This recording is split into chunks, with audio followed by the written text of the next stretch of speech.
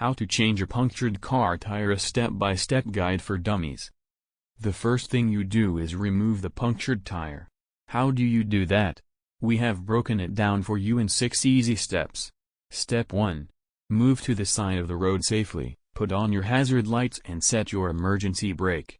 Step 2.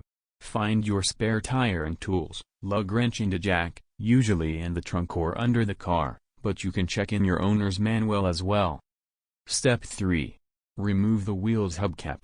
Don't remove the lug nuts, just loosen them up. Step 4. See your manual to find the right place to lift the car with the jack. Step 5.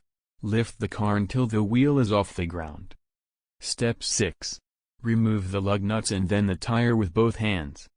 Once the punctured tire is removed, you mount the spare. It is easy and can be done in 5 simple steps. Step 1. Align the holes on the spare with the bolts on the wheel and push the tire in as far as it will go. Step 2. Replace lug nuts and tighten.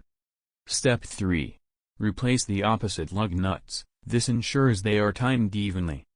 Step 4. Lower your car. Step 5. Retighten each lug nut, then the opposite. Voila, you have successfully changed your car tire and are good to go.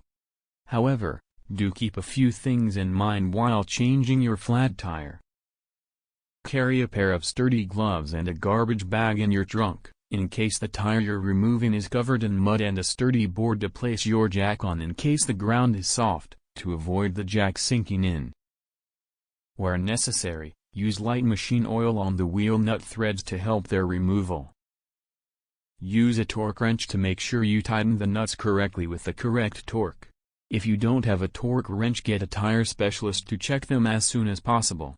This will ensure the correct torque has been applied.